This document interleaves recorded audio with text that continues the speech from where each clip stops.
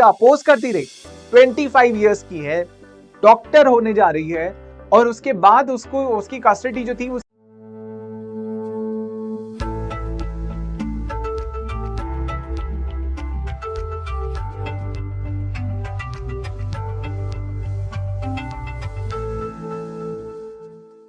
So hello and welcome to another lecture, and today our lecture is on the topic Sherfane Jahan versus Ashokan KM. ये जो एक important case law है वो हमें मिलता है आर्टिकल 21 से। So article 21 of the Constitution of India, which says right to life and personal liberty.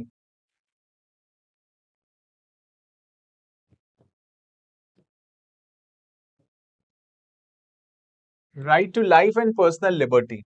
तो right to life and personal liberty में हमने लाइफ के बहुत सारे इंटरप्रिटेशंस आपको मालूम होंगे और पर्सनल लिबर्टी के बहुत सारे इंटरप्रिटेशंस आपको मालूम होंगे, बट एक नया इंटरप्रिटेशन है, एक रीसेंट जजमेंट है जो कि लैंडमार्क माना जाता है बहुत, वो है अभी भी इसको सुप्रीम कोर्ट काफी एग्जाम्स में और काफी जगह मेंशन करता है, क्योंकि ये वाली जो केस है ये इन्फ्लुएंस कर रहा है बाकी अपकमिंग केसेस के ऊपर।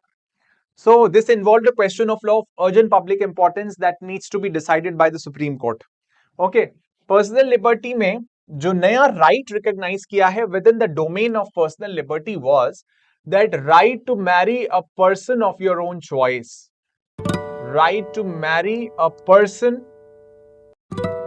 of one's own choice. हर इंसान अपनी पसंद की शादी कर सकता है। Okay, right to marry a person, क्योंकि ये पर्सनल लिबर्टी का मामला है। आप एडल्ट हैं, मैं एडल्ट हूं, कोई प्रॉब्लम नहीं है, ठीक है, आप शादी कर लीजिए, मैं शादी कर सकता हूं क्योंकि मेरी मर्जी है। This is my life, I can take this decision. This is what the Supreme Court ruled in this case Shafin Jahan versus Asokan KM, which is popularly known as Hadiya's case. Hadiya's case. Okay, अब इस केस में क्या हुआ,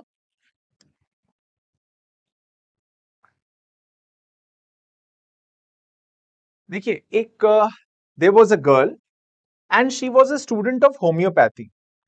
Her name was Akhila Ashokan. Now she stayed with her two friends in a work hostel, Jasina and Fasina.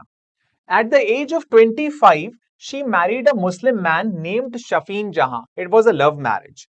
उसके बाद जब शादी कर ली एक मुस्लिम आदमी से, होम्योपैथी की स्टूडेंट थी कोयम्बटोर में, ठीक है, सलीम एंड तमिल इन कोयम्बटोर तमिलनाडु, ठीक है, कोयम्बटोर में शिवराज होम्योपैथिक मेडिकल कॉलेज में पढ़ती थी। जब लव मैरिज हुई शफीन जहां से, एक मुस्लिम पुरुष से शादी हो गई, तो क्या हुआ, अखिला अशोकन ने अपना नाम बदल के रख लिया Hadiya, and she embraced Islam, and she started also wearing hijab. Question was कि ये सडन ट्रांसफॉर्मेशन कैसे हुआ। इनके फादर जो थे अशोकन के, अखिला अशोकन के, मिस्टर के अशोकन के एम, इन्होंने हाई कोर्ट में, केरला हाई कोर्ट में एक रिट फाइल करी, and that writ was habeas corpus, के मेरी बच्ची को गलत फोर्सिबली इस्लाम में कन्वर्ट किया गया है, फोर्सिबली इस्लाम में कन्वर्ट किया गया, ये शादी बिल्कुल गलत है। The petition was dismissed by divisional bench of the High Court, which stated that Hadia had specifically affirmed her marriage to Shafeen Jahan and her conversion to Islam. और हाई कोर्ट ने पहला जो रिट पिटिशन था वो dismiss कर दिया। Okay, उसके बाद नेक्स्ट इज, उसके बाद क्या हुआ, the Kerala High Court ruled that Hadiya and Shafin Jahan marriage is a fake and of no consequence. देखिए, इसमें दो पिटिशंस फाइल हुए।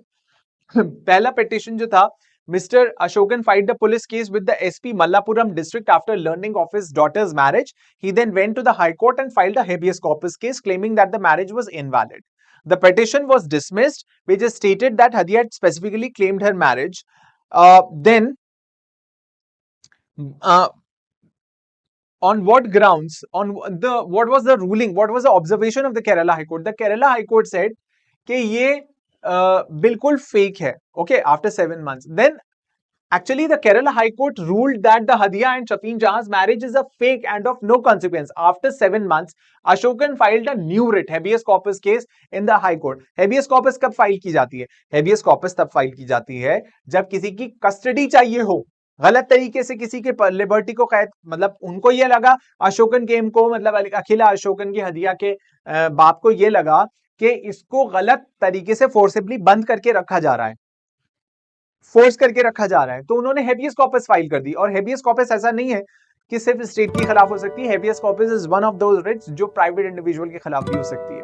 ओके, इश्यूज क्या बने जब इन्होंने ये कहा कि इनकी हाई कोर्ट ने ये कहा कि इनकी जो शादी है वो बिल्कुल गलत है, marriage is null and void and unlawful and granted Hadiya's parents custody, और हदिया के पेरेंट्स को उसकी कस्टडी दे दी despite Hadiya's opposition. Hadiya oppose करती रही, 25 ईयर्स की है, डॉक्टर होने जा रही है, और उसके बाद उसको उसकी कस्टडी जो थी उसके पेरेंट्स को दे दी, जबकि वो खुद अपोज कर रही थी. ऐसा तो नहीं था कि शी वाज माइनर और उसकी गवाही कोई मायने नहीं रखती थी, ऐसा तो नहीं था ना. इश्यूज क्या था? Whether the high court has the power under Article 226 of the Constitution of India to annul and void the marriage of an adult, whether the petitioner had a right to cause to file a writ petition of habeas corpus before the High Court, whether a national investigation agency pro-bordered by the Kerala High Court was necessary, whether women or men have to take prior approval from their parents if they are above the age of 18 and 21 respectively. क्या ऐसा हो सकता है?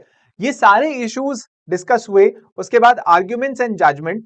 ठीक है, simple ये था कि इस केस में हाई कोर्ट ने बहुत ही एब्सर्ड जजमेंट दिया था. बट यहां पर हम सिंपल आते हैं इस पॉइंट के ऊपर, विच इज, देखिए इस पॉइंट में ना बहुत ही इंपॉर्टेंट एस्पेक्ट है. ये खाली हाई कोर्ट ने इसको राइट्स का पर्सपेक्टिव से नहीं देखा, बल्कि ओवरऑल पर्सपेक्टिव से देखा कि under the guise of love jihad, he filed the petition to prevent her daughter from converting illegally and fleeing the country as her father's locus standi. Okay. Now, the court also applied the principle of parents patriae jurisdiction, noting that it was worried about Hadia's life and well-being at this age and granted Hadia's custody to her parents for her welfare and benefit. Parents patriae jurisdiction जो होता है ना, वो ये होता है कि parents के पास पावर है. ये पेरेंट्स पेटराइज जुरिस्डिक्शन गवर्नमेंट के लिए भी, स्टेट के लिए भी यूज किया जाता है कि आप पेरेंट्स पेटराइज जुरिस्डिक्शन है, you have to behave like parents. Environmental law में भी ये अप्लाई किया गया है कई कई केसेस में, एमसी मेहता के केसेस में parents patriae jurisdiction. Bhopal gas tragedy के केस में भी पेरेंट्स पेटराइज जुरिस्डिक्शन अप्लाई किया गया कि the state has to act like parents. Okay, you have to take care of your citizens. Okay, तो पेरेंट्स पेटराइज जुरिस्डिक्शन यहां पर ऑब्जर्व किया गया. Now coming to the main point, the main part of this lecture. The main part of this lecture is very interesting because what the Kerala High Court said that, hey, she's a 24 or 25-year-old girl. She is an adult. She opposed her custody to be given to her parents openly in the court before the Kerala High Court. उसके बाद भी Kerala High court ने उसकी नहीं सुनी और parents को उसकी कस्टडी दे दी, as if she is 14 years old or 15 years old girl, उसको दे दी. उसके बाद उसकी मैरिज को भी, जो कि 2 कंसेंटिंग एडल्ट्स थे, उसके बावजूद भी उनकी मैरिज को नल एंड वॉइड कर दिया. उसके बाद क्या हुआ? शफीन जहां क्योंकि हस्बैंड था हदिया का या अखिला अशोकन का, तो शफीन जहां ने केरला हाई कोर्ट के जजमेंट के खिलाफ सुप्रीम कोर्ट में अपील करी. और सुप्रीम कोर्ट में क्या हुआ? शफीन जहां, who was dissatisfied with the Kerala High Court's verdict, appealed to the Supreme Court. The Supreme Court, in an interim ruling signed by Justice D.Y. Chandrachud, ruled that the High Court's decision in the Hadia's marriage case was not justifiable in the eyes of the law, and that the High Court bench had used its inherent powers in the excess of its judicial powers. The court went on to say that the High Court's jurisdiction to annul the marriage in the writ petition of habeas corpus over the case ends when the person for whom the writ of habeas corpus was filed appears in court with the willingness to do as they please, indicating their free will, which is protected under Indian Constitution. See, free will होनी चाहिए कि नहीं होनी चाहिए? Adults हैं, पढ़े लिखे हैं, कोई फोर्स नहीं कर रहा, लव मैरिज हुई है, किसी ने फोर्स नहीं किया, किसी ने तलवार के जोर के ऊपर या गन पॉइंट के ऊपर उसको मुसलमान नहीं बनाया, वो खुद बनी है, उसने खुद अपनी मर्जी से अपनी पसंद से शादी की है. What is the problem? Indian constitution में इसकी इजाजत है और जस्टिफिएबल नहीं है. मतलब आप हाई कोर्ट एक दो कंसेंटिंग एडल्ट्स की मैरिज को कैसे नल एंड वॉइड कर सकता है? This is not justified. ये जस्टिस डीवाई चंद्रचूड़ ने उस टाइम कहा था. Okay, then coming to another observation, as a result, it is the High Court's responsibility to preserve the fundamental rights guaranteed by the Indian Constitution.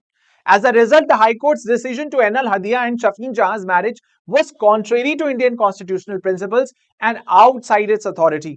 The Supreme Court's question aroused worries about the need for a federal probe into the case. In 2017, the Supreme Court ordered the National Investigation Agency to investigate the matter to determine whether it is a part of a larger conspiracy or a single incident. क्या ये कोई larger conspiracy हो रही है? क्या ये कोई gang चल रहा है कि कोई conversion हो रहा है, या सिर्फ एक single incident है जहां पे दो लोगों ने अपनी पसंद से शादी कर ली? That's it. The Supreme Court cited the case of Bharti Tamang versus Union of India, which lays forth the principles for promoting and ensuring successful prosecution by the courts. The courts have a broad variety of powers to prevent miscarriages of justice, and they can direct that the case be investigated by the National Investigation Agency if required. As a result, the Supreme Court stated that when a matter is complex and involves a suspicious chain of events, high courts have the authority to issue an order for investigation. अगर आपको ये लग रहा है, supreme Court ने कहा कि देखिए अगर पूरी चेन ऑफ इवेंट्स हो रही है, एक केस हुआ, दूसरा, तीसरा और सब सिमिलर पैटर्न्स के ऊपर हो रहे हैं, तब आप इन्वेस्टिगेशन ऑर्डर करिए. अगर आपके सामने सिर्फ सिंगल इंसिडेंट है जहां पर दो लोग अपनी मर्जी से एक दूसरे से मोहब्बत करते हैं और अपनी मर्जी से अपनी पसंद से शादी कर रहे हैं, तो that is not suppose to be investigated. यहां पर कोई लार्जर कंस्पिरेसी तो नहीं दिखाई दे रही ना, कोई सिमिलर पैटर्न तो नहीं फॉलो हो रहा ना कि एक केस, दो केस, तीन, चार, पांच, बहुत सारे आपके सामने केसेस आ गए जब आपको सस्पिशियस लगने लगा. तो ऐसा तो कुछ नहीं है. Okay, the dispute over love jihad is politically and socially motivated. Supreme Court ने इस चीज को क्लियर कर दिया. With nefarious intentions. ये लव जिहाद क्या है? ये एक पॉलिटिकल मैटर है. इसको बनाया क्या है? वोट बैंक पॉलिटिक्स है. Okay, because there was no undue influence on the girl, the High Court judgment to annul the marriage and give custody to her parents was erroneous and in violation of the Indian Constitution. Simple.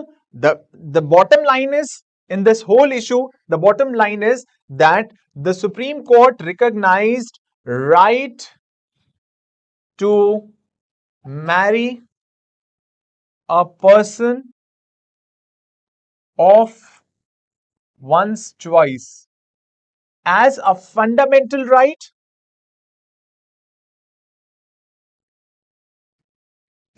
under Article 21. This is the whole bottom line.